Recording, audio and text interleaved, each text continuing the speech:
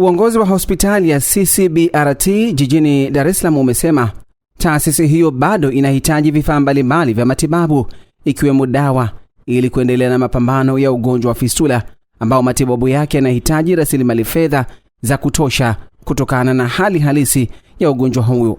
Hayo yamesemwa na mkurugenzi mtendaji mkuu wa hospitali hiyo Brenda Msangi wakati wa ziara maalum iliyofanywa na ofisi ya diwani wa kata ya Msasani Yusuf Khamis kwa lengo la kujionea utendaji kazi katika hospitali hiyo.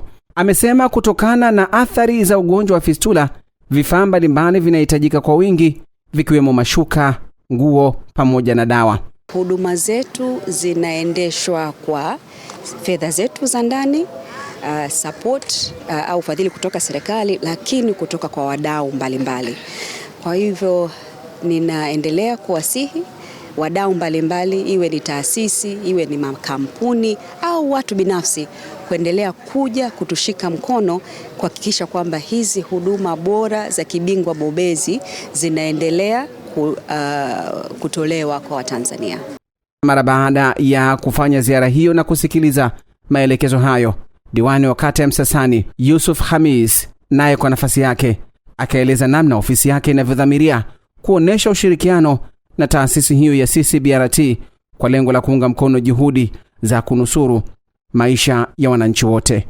Ofisi yetu sisi ya diwani tutashirikiana naye kuhakikisha tunawapelekea wananchi wetu kile ambacho tumekiona kwa macho yetu hapa, kwamba kuna huduma nyingi ambazo ni mzuri sana, na naamini wazi atawaona kwa wingi sana kwa ajili ya kuja kupata huduma hapa. Kwanza ni bei nafuu kuliko ni ambavyo tunavyofikiria.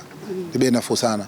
Na pia naomba ni washukuru wadau ambao wanashirikiana na hospitali hii. Kwa kweli wanachokifanya ni kitu kizuri sana, kwa sababu bei ambayo imewekwa na huduma inayopatikana ni vitu tofauti, lakini hii ni kutokana na nguvu ambayo wanaitumia kwa ajili ya kusaidia.